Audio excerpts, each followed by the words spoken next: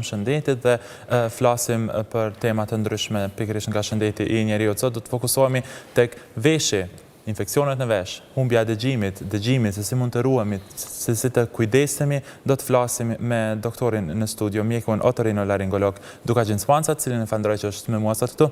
Mirëmëngjesi, doktor. Duat ju njoftoj se edhe ju mund kyçeni në bisedë duke dërguar pyetjet tuaja në numrin që po shihni tani në ekran, ose për Viber, ose edhe të telefononi, ndërkohë që mjeku do t'ju përgjigjet këtu direkt pyetjeve dhe shqetësimeve që mund të keni. Doktor, do ta fillojmë me njëherë bisedën me dhimbjet në vesh. Çfarë janë ato dhe nga çfarë mund shkaktohen? Po, dhimbjet në vesh është problem mjaft i shpesh sot dhe ka arsye të shumta që shkaktojnë dhimbjet e veshit. Që nga ato mbylljet, që veshit, lëndime traumatike, infeksionet që janë më të shpeshta, kështu që arsyet janë të shumta për dhimbjen e veshit. Për të konstatuar një arsye ose shkaktarin e kësaj sëmundje, do të gjithsesi një ekzaminim për të parë mirë se ku qëndron problemi. Dhimbjet e veshit mund të vinë edhe si pasojë e problemeve që janë në afërsi, mund shkaktojë edhe nyja temporomandibulare, mund shkaktojnë edhe problemet e qafës, kështu që janë edhe nganjëherë dhimbjet e veshit mund të jenë refleksive që mund të vinë nga legionet përreth. Ndërkohë, cilat janë simptomat që tregojnë që kemi probleme serioze me dëgjim?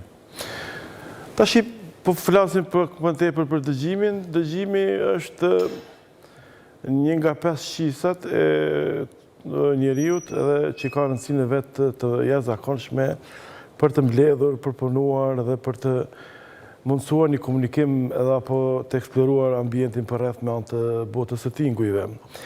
Humbjet e dëgjimit sot i kemi mjaft të shpeshta edhe që prekin grup moshat të ndryshme që nga moshat e fëmijëve të posalindur deri te moshat e pleqërisë.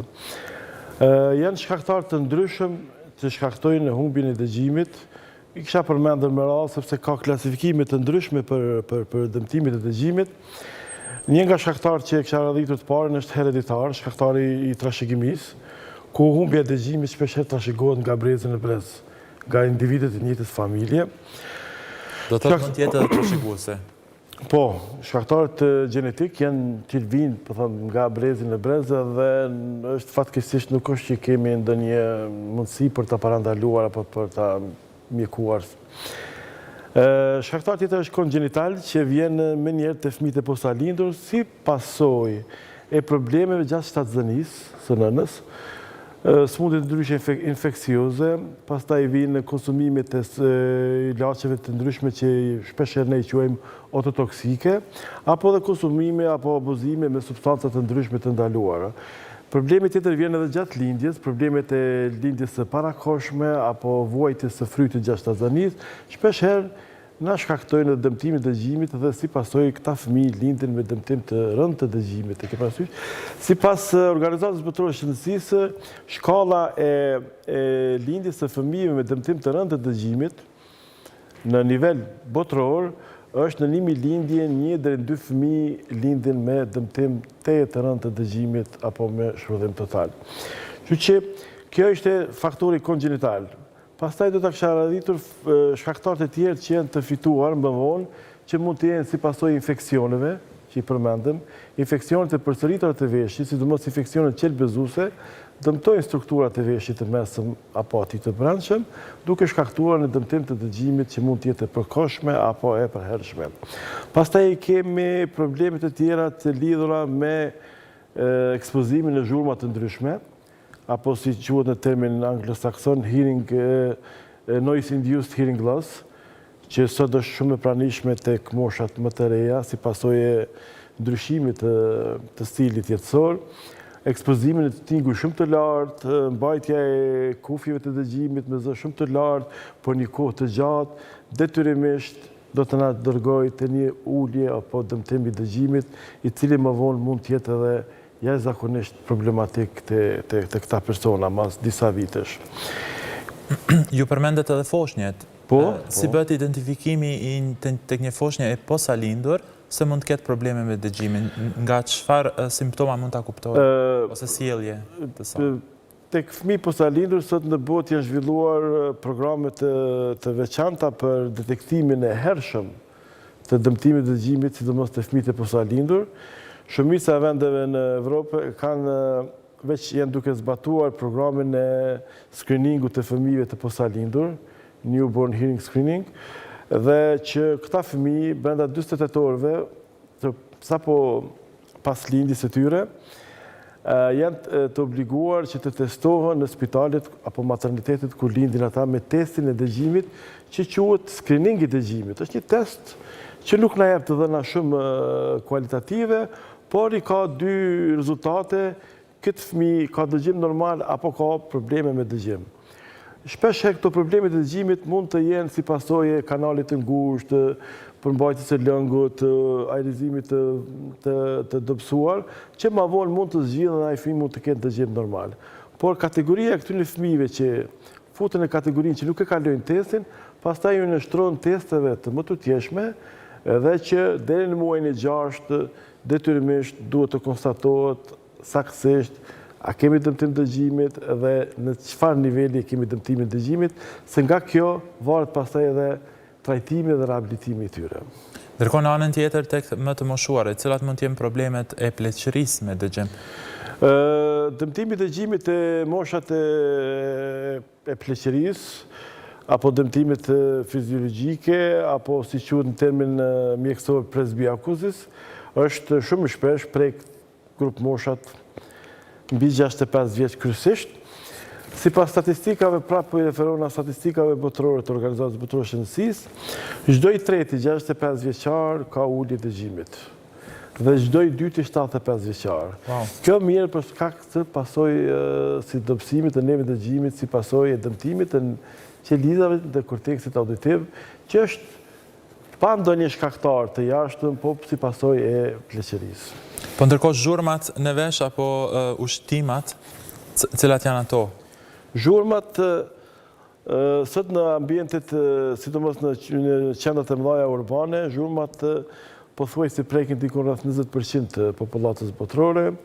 Përndryshe zhurmat apo tinitusi nuk është një smundje si etnitet në vete, por është një pasojë, një simptom, i shkaktuar nga diçka, të cilat janë të shumta.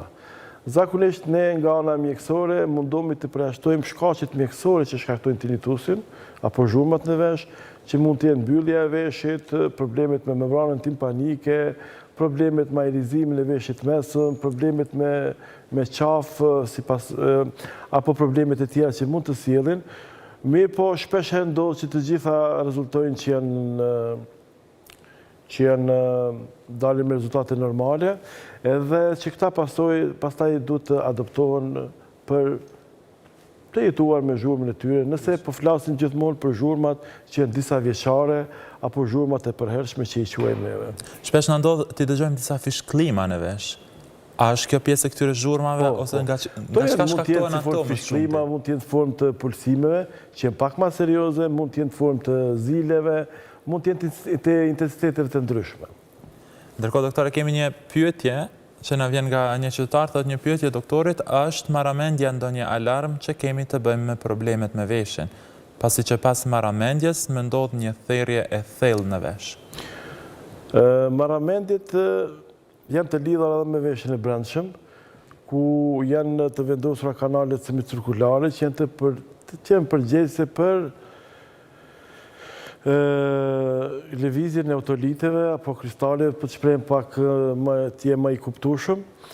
Veshi i brendshëm është përgjegjës për marramendet që janë me origjinë periferike, si quajmë neve, dhe që kryesisht trajtohen nga mjeku specialisti otorinolaringologjisë.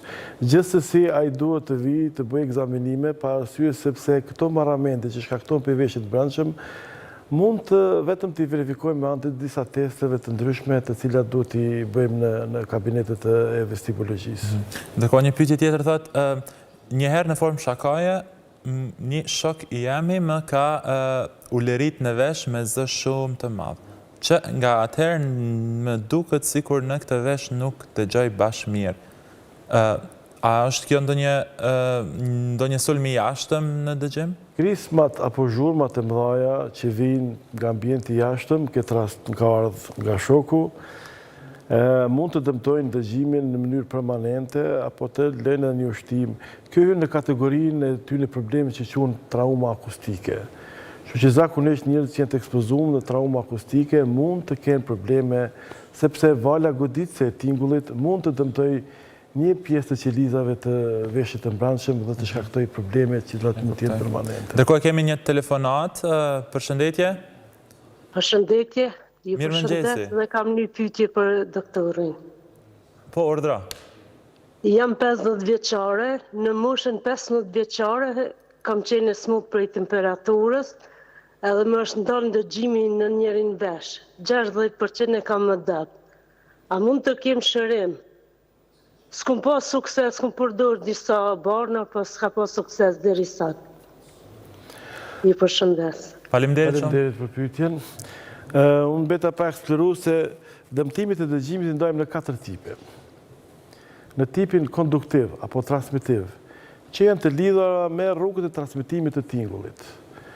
Këto zakonisht janë të trajtueshme, se problemet mund të vinë që mbyllja e kanalit, perforacioni i membranës, dëmtimi i zinxhirit osikular ose trikoskat e vogla që në veshin e mesëm, to zakonisht mund të trajtohen me terapi medikamentoze apo edhe me intervenime kirurgjikale. Dëmtimet e tipit tjetër janë dëmtimet e tipit sensorineural apo perceptiv, si e quajmë ne, janë dëmtimet e nervit të dëgjimit. To dëmtimit të dëgjimit fatkeqësisht nuk mund të trajtohen as me trajtime medikamentoze, me barëna, apo me ndonjë trajtim kirurgjik. To mund të rehabilitohen vetëm me amplifikim të dëgjimit, me aparatin të dëgjimit, apo edhe me implante kokleare që sot bën jashtëzakonisht shumë. Që tashmë edhe mjekësia ka përparuar atë shumë sa që ka implante ndryshme që u asillin të dëgjimin. Edhe dëmtimi i tretë është dëmtimi miks, që ka komponentën edhe perceptive dhe konduktive, është i trajtueshëm deri në farmase. Dëmtimi i katër është në neuropatia auditive, i cili është si pasojë e probleme në korën e trukut, në korteksin cerebral. Fakte që aty nuk kemi mundësi as me aparatin të dëgjimit apo me implantet në ndihmojmë.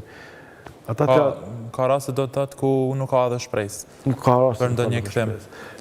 Po, ndërkohë kemi një telefonat tjetër. Alo, mirëmëngjesi. Mirëmëngjesi. Mirëmëngjesi zotëri, cila është pyetja juaj?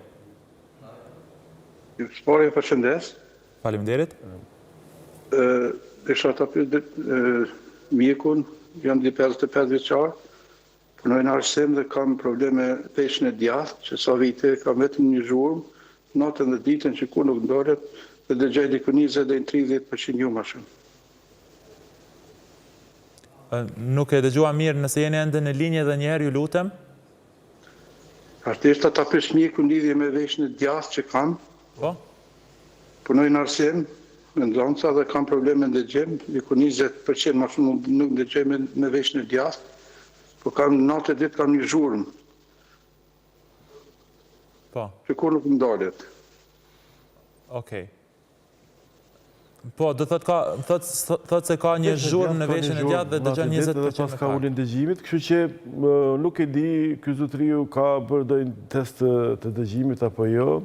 Fillimisht duhet të drejtohet te mjeku specialist urolog për të bërë testin e dëgjimit dhe nëse ka prag të ulur të dëgjimit, shpesh herë pragu i ulur të dëgjimit na sjell edhe ushtimin, kështu që në këto raste amplifikimi ose përdorimi i mjeteve për rritjen e zërimit u ngrisin pragun e dëgjimit në nivele pothuajse normale dhe në këto raste ka mundësi që ushtima veç se mund të minimizohet apo të zhduket në tërësi.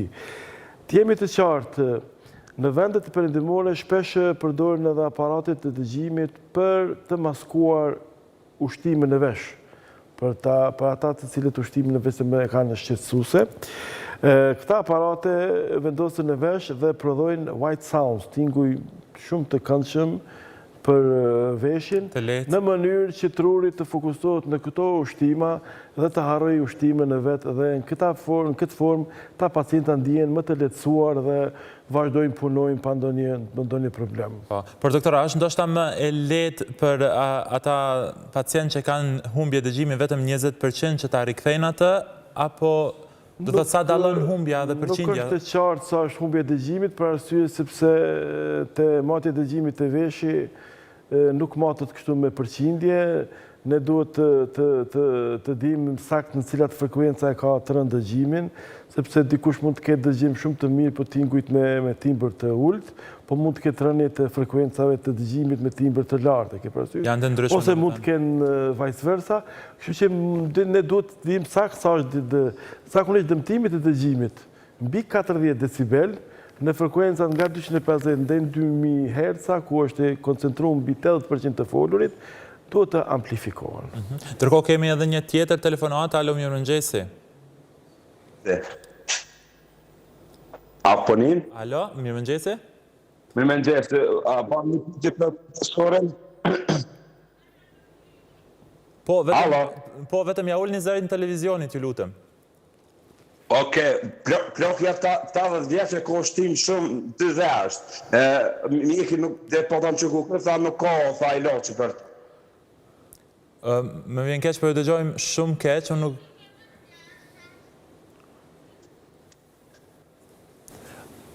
Ka një fëmijë 10 vjeç dhe ka ushtim... më fal, tani e kuptova. Plaku 80 vjeçar ka ushtim në 2 veshët. Mjeku i ka thënë se nuk ka shërim. A ka në këto raste ndonjë shpresë për të shëruar apo? Varësisht për shkaktarit të ushtimës, ne trajtojmë edhe shkaktarin. Ne thamë që ushtima është simptom që vjen nga shumë probleme. Ne të kemi të qartë që trajtimi i ushtimës është shumë kompleks dhe do trajtohet shkaktarit që ka shkaktuar ushtimin. Po shkaktohet për arsye të shumta. Nga tensioni, qoftë i lartë, qoftë i urtë, nga sheqeri, nga smundjet e yndyrës, nga problemet e qafës, të mikroqarkullimit, e ke parasysh, janë shkaktarë të ndryshëm që nëse ne detektojmë që nga njëri nga këta ka shkaktuar ushtimin, duhet të trajtuar.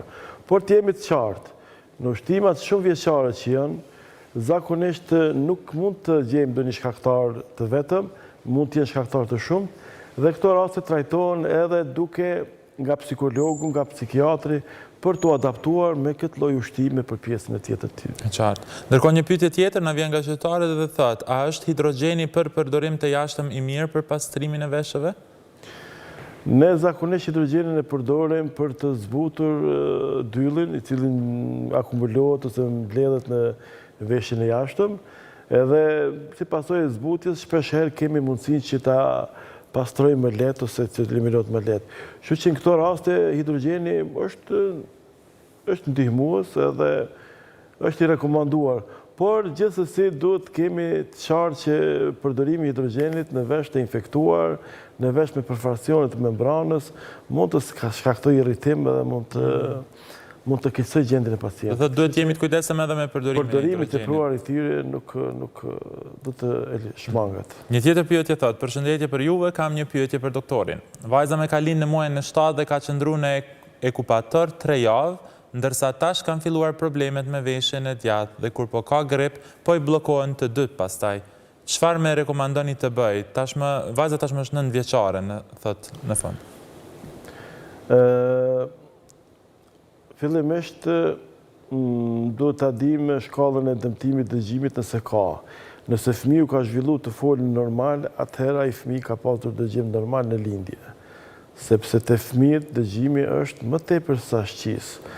Sepse në atë dëgjimit fëmijët zhvillojnë në të folurit edhe aktivitete tjera sociale edhe që ndikon në zhvillimin e fëmijët.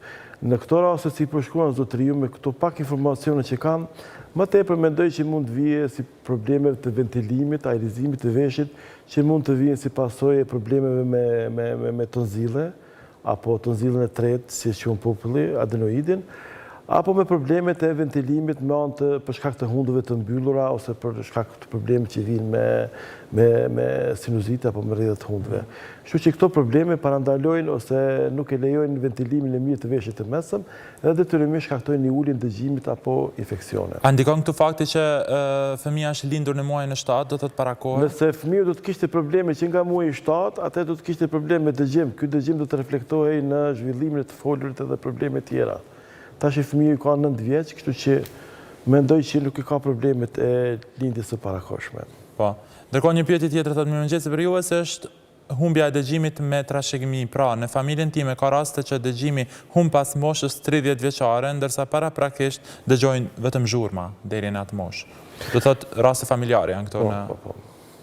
Zakonisht e përmenda si një për faktorëve të parë, faktorin hereditar, kur njëtës familje kemi shkon me gjenerata për shkak të çrregullime, për shkak të probleme gjenetike, shkakton transmetimi i humbjes së dëgjimit nga gjenerata në gjeneratë. Ne, për shembull, sa për ilustrim, kemi disa familje në Kosovë që kanë nga 2-3 fëmijë me dëmtim të rënd të dëgjimit që është dashur të nështrojnë implanteve koklare. Shembull, kemi mbi 4-5 familje kemi me nga 2 fëmijë, një familje kemi me 3 fëmijë, njëjtë familje që kanë lindur me dëmtim shumë të rënd të dëgjimit. Ndërkohë, pyetja tjetër thotë, desha të pyes mjekun ko pas kohë gjatë natës me kruhen të 2 veshët. Kruja e veshëve është si pasojë e probleme me lëkurë, lëkura e thatë mund të provokojë kruja të veshëve, që që zakonisht përdorin yndyrna krema të ndryshme për lyrjen e kanalit të veshëve, që ta minimizoj kruajin e veshëve. Kështu që ajo vije jo për shkak të problemit të veshit si organ, por për shkak të problemit të lëkurës të kanalit të jashtëm. Ndërkohë kemi edhe një telefonat, pastaj vazhdojmë me leximin e pyetjeve të tjera. Alo, mirëmëngjesi. Mirëmëngjesi. Urdhrani zonjë. Me pyet doktorin sa ka veshi pengesë prej bajameve. Sa ka veshi pengesë prej bajameve? Tek fëmijët kemi problemin e bajamës së tretë apo adenoidit, i cili shkakton probleme mjaft të shpeshta me vesh. Dhe për atë arsye, shpeshherë nëse nuk arrin me u trajtue me mënyrë medikamentoze, atëherë i rekomandojmë intervenimin me heqjen e bajamës së tretë apo vendosjen e gypave apo tubave pa erëzim në veshin e mesëm. Okej. Ndërkohë një pyetje tjetër që lidhet pikërisht me këtë që zonja bëri, thotë përshëndetje doktor, si ndikojnë infeksionet bakteriale në fyt në dëgjim? Domethënë, infeksionet në fyt si ndikojnë në dëgjim. Pra, kam vajzën me streptokok dhe po ka probleme me njerin vesh, siç thonë mjekët nga bajamja e tretë. Unë thash bajamet, sidomos bajamja e tretë, bllokon hapjen e tubës auditive, e cila është e lidhur me veshin e mesëm, prej nga bëhet drenimi i sekrecioneve që prodhohen në veshin e mesëm dhe prej nga futet ajri për ventilimin e veshit mesëm. Bajamja e tretë nëse mbyll kanë njërin nga këto hapje, atë që detyrimisht shkakton probleme me veshin e mesëm. Neve thash gjithmonë jemi munduar mi trajtuar me mjekime medikamentoze, por në këto raste kur s'kemi pas sukses, kemi rekomanduar intervenimin kirurgjik dhe vendosjen e tubave për ajrizim, që vendosen në membranën timpanike, që janë të përkohshëm. Ndërkohë kemi një përshëndetje, nuk është pyetje, thotë përshëndetje stafit aty dhe dokut shumë të respektuar doktor Dukagjin Spanca për kontributin aty në emision, është shumë doktor i mirë, respekt nga unë Nysreti. Ndërkohë kemi edhe një telefonat, e marrim. Faleminderit zotri Nysret për përshëndetjen. Alo, mirëmëngjesi.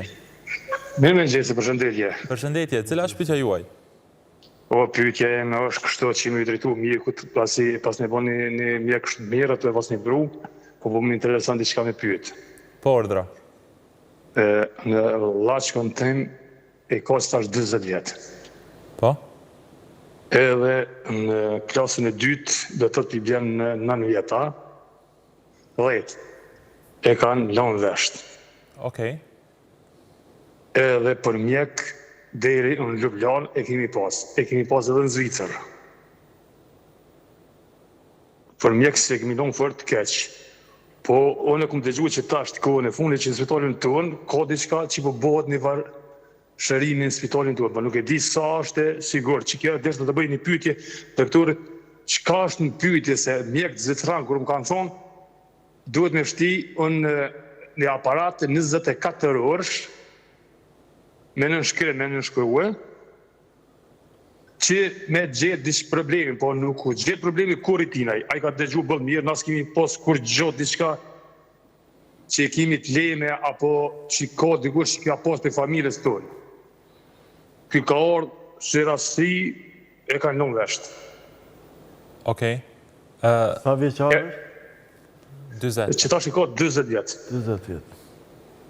Dhe në çfarë moshe ka humbë edhe njerë dëgjimin, me falni? 10 vjetë. 10 vjetë kur ka qenë. Edhe ta thëmë drejten, nash besa nash mu gjeni u konë dejnë 10 vjetë. A ka të zhvillum të folërit? A fletë mirë? flet, po ju ashtu, jo që ka fol, jo tash, la e shtime fol ka që shumë, po bot nervëz, tash ka që shumë, edhe këta kjo shteti jo në katastrofë, pensionin ja ka marrë deri para 7 vjetë, ja ka nalë, nuk e di qa drejt që ka më bukë shtë. Okej. Gjithë shka për ndërë. Qëfar shprezave që për vete bëjt mirë, qa më të më dimu, diska qa më të më drejtue. Pyetja në fakt është për doktorin, zotri. A mund të ketë ndonjë shpresë në këtë rast? Ose qëfar është edhe kë aparati 24 orësh që zotri Nuk e di për qëfar aparati bën fjalë, për zakonisht ne tek këto mosha kur nuk kemi prag dëgjimit dhe kur aparatin dëgjimit nuk ndihmojnë, rekomandojmë implantin koklear. Implanti koklear është një pajisje e cila futet brenda në kokë, ku elektroda futet në koklen edhe cila stimulon direkt nervin e dëgjimit. Vendoset një aparat i jashtëm i cili i mbledh tingujt manë të mikrofonëve që ka, i konverton sinjale elektrike dhe nëpërmjet procesorit të brendshëm bën stimulimin direkt të mbaresave nervore në kërmillën e veshit apo në veshin e brendshëm. Është një aparat mjaft i komplikuar, mjaft i shtrajt, i cili vendoset te personat të cilët kanë dëmtim permanent të dëgjimit që nuk rehabilitohen me aparate apo nuk kanë prag të dëgjimit. Por këtu duhet mi dallu dy kategori që të kenë qartë, sepse nga njëherë prindrit edhe nuk kanë informacionet e duhura dhe kemi. I kemi kategorinë e humbjes së dëgjimit që është prelingual dhe postlingual. Çfarë do të thotë? Prelingual kemi fëmijë që lindin pa dëgjim ose me dëmtim shumë të rëndë dëgjimit dhe si pasojë këta fëmijë nuk zhvillojnë të folurit edhe kjo i parandalon ata që të ndjekin në shkollën në mënyrë normale edhe të kenë një zhvillim normal me gjeneratën e vetë. Këta fëmijë mund të ndihmohen nëse kemi dëmtim më të lehtë të dëgjimit, mund të ndihmohen me aparatin të dëgjimit apo me implante kokleare deri në një moshë të caktuar. Se pastaj për shkak të darvinizmit kortikal e humb aftësinë e zhvillimit të folurit. Shembull, një dikush që ka bërë 20 vjet apo 30 vjet, që ka humbje dëgjimit por nuk ka zhvilluar të folurit, është e kotë për t'i bërë implanti koklear, për arsye sepse vetëm ka kalu koha ku ai ka mundur ta zhvillojë. Prandaj këto programet mundur të bëjë diçka. Prandaj programet e detektimit të humbjes së dëgjimit janë shumë të vlefshme që ti hetojmë ose ti zbulojmë këto raste sa më herët që është e mundur, që në moshën 1 vjeçare ti hetojmë dhe ti trajtojmë ata që pastaj të zhvillojnë të folurit dhe të kenë një zhvillim normal me fëmijët e tjerë të gjeneratës së tij. Doktor, një nën pyet, doktori tha që fëmijët që dëgjojnë flasin mirë. Djali im nuk flet mirë, a mund të ketë probleme me dëgjim? Është 6 vjeçar. Po, mund të ketë, nëse ka një ullje, tash ullje në dëgjimit i përmendëm disa faktorë. Tash mund të ketë edhe ullje në dëgjimit si pasojë infeksionet të veshit apo probleme të ventilimit, mund të ketë një ngesje të dëgjimit, po jo sa për mos zhvilluar të folurit. Ne duhet mi bë teste. Do të shohim mirë, duhet i bëjmë një test dëgjimit gjithsesi. Testin dëgjimit, sa për të sqaruar shikuesit, kemi testet e dëgjimit që i bëjmë tek të rriturit, të cilat janë teste subjektive, që janë kryesisht të bazuar në përgjigje që i marrim nga personi. Janë testet e lehta edhe audiometria apo timpanometria. Por tek fëmijët është vështirë për të ardhur te përgjigjja për shkak të mosbashkëpunimit të tyre, sepse dhe këto raste duhet të bazohen në teste objektive. Teste objektive kemi screeningun e dëgjimit që bëhet apo audiometria objektive e cila duhet të bëhet nën sedacion. Ta fëmijë duhet të vëhen në gjumë për të lidhur elektrodat dhe për të bërë matin e dëgjimit tek këta fëmijë për arsye sepse tek këto mosha është shumë e vështirë për të marrën. Janë disa teste që bëhen në ambiente të ndryshme që janë behavioral, pavarësisht nga sjelljet e tyre. Doktore, kemi një telefonat. Alo, përshëndetje. Alo, përshëndetje. Mirëmëngjesi, cila është pyetja juaj? Mirëmëngjesi. Pyetja ime është kam nuk protezën para disa vite në veshin e majt, para 20 vite. Dëgjimi më ka rënë shumë në veshin tjetër. Tasha praktikohet me vendos protezën në veshin tjetër, apo se dëgjimi shumë më ka rënë? Në çfarë moshe jeni zonja edhe një herë? 65-66 vjeçare. Dhe ka rënë një dëgjimi. Po, kur ka filluar rënia e dëgjimit edhe dëgjimi ka filluar me mra para 20 vite që ashtu. Po, a ke pas problem me infekcionet veshta, apo diçka? Jo, absolutisht kur gjë vetëm dëgjimi më ka ra. Dëgjom, në rast se kemi dëmtimin e dëgjimit i cili është i tipit perceptiv që i quajmë neve, që është për shkak të dobësimit nerve të dëgjimit, atër vetëm vendosja e aparatit mund të ndihmoj. Nëse është i tipit transmisiv, apo për shkak të mbylljes së kanalit apo dëmtimit të membranës timpanike, atëherë mund të kemi përmirësime edhe me intervenime kirurgjike apo vendosin e protezën në veshjen e mesëm. Kështu që duhet detyrimisht për ta bërë një test edhe një ekzaminim për të ditur se në cilin tip të dëmtimit të dëgjimit keni. Po e kam kjo veshi që e kam protezën, shumë mirë ndëgjoj, po me këtë veshin tjetër ka ra ndëgjimi shumë. Po, kur e keni vendosur protezën, që sa? Para 20 vite ashtu. Para në mirë shumë. Dëgjom, me kalimin e kohës, dëmtimi i dëgjimit mund të dëmtojë edhe nervin e dëgjimit, e ke parasysh. Kështu që duhet me bëu testin, a kemi mundësi për me vendosur protezën në këtë vesh. Nëse kemi nervin e dëgjimit të ruajtur, atëherë proteza ju ndihmon edhe për veshin tjetër. E qartë. Faleminderit shumë për pyetjen zonjë.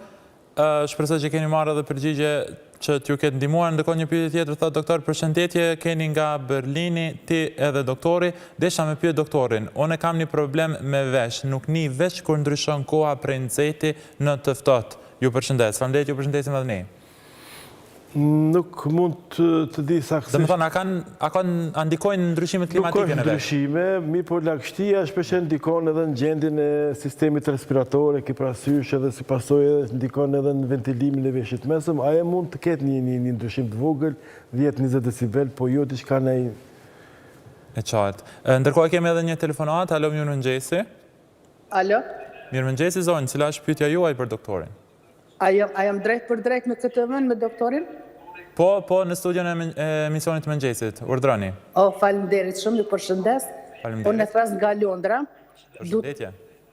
Du ta pyeti doktorin. Para 2 vjetë e kisha Apo më dëgjoni? Po, ju dëgjojmë shumë mirë, vazhdoni.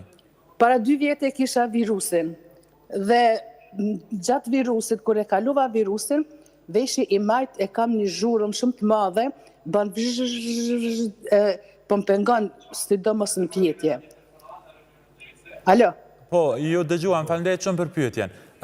Doktor, virusi a mund të ndikoj? A mund të ketë ndikuar në... Mund ndikoj, ka viruset që depërtojnë në veshjen e mbrojtshëm, në kokle, dhe mund të dëmtojnë qelizat e koklesë, ke parasysh. Mund të shkaktojnë shpeshherë dëmtime dëgjimit, që cilat janë të tipit sudden hearing loss, humbjet papritën të dëgjimit. Por në këto raste mund të shkaktojë edhe ushtim në vesh, e cila fatkeqësisht mund të jetë permanente. Unë kisha këshilluar dëgjuesës, e cila bëri pyetjen, që pas një ekzaminimi të veshit, atëherë mund të filloj trajtimin. Zakonisht sipas protokollit fillojmë trajtimin me disa medikamentoze, me disa barna, të cilat përmirësojnë mikroqarkullimin dhe janë ushqyes të mbaresave nervore, kryesisht janë herbale, bimore. Pastaj shkojmë në trajtimin edhe me preparatet të përmirësimit të mikroqarkullimit të gjakut dhe shohim se çfarë suksesi ka, apo ka ndikim në uljen e intensitetit të ushqimit. Pastaj protokolli parasheh edhe mjekime tjera, ne treguam, kemi edhe maskimin e ushqimit, nëse është ushqim permanente.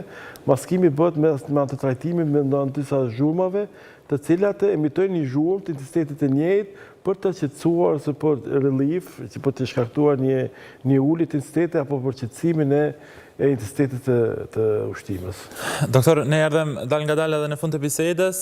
Falenderojmë gjithë ata që na shkruan pyetje, ndonë se nuk arritëm t'i lexojmë gjitha dhe ata që na telefonuan. Ndonjë këshill për fund se si mund të kujdesemi për dëgjimin? Ju falenderoj për ftesën. Koha ishte mjaft e shkurtër dhe nuk arritëm ndoshta me shtjellue me radhë dhe në tërësi problematikën. Dëgjimi sot është shumë i nevojshëm, është mjeti më i nevojshëm sot për komunikim. Sipas filozofës të njohur Helen Keller, cila thotë se humbja e pamërit të privon nga objektet, ndërsa humbja e dëgjimit të privon nga njerëzit. Kështu që duhet ta kemi kujdes dëgjimin, vizitat e shpeshta, dhe sidomos kujdesi në mbrojtjen nga tingujt shumë të lartë. Doktor, regjia me njoftojnë se kemi edhe një telefonat e fundit të cilin nuk duam ta humbasim, ndoshta mund të edhe t'i ndihmojmë. Alo, mirëmëngjesi. Përshëndetje, mirëmëngjesi. Përshëndetje, zonjë. Kam nipin 7 vjeçar, ka hjekur bajamën nga fyti, e prej fytit ju ka pas edhe probleme dëmo me dëgjim. E ja kanë gjitë para 9 mujve, ja kanë gjitë një mjek në Prizren, dhe kukra në vesh.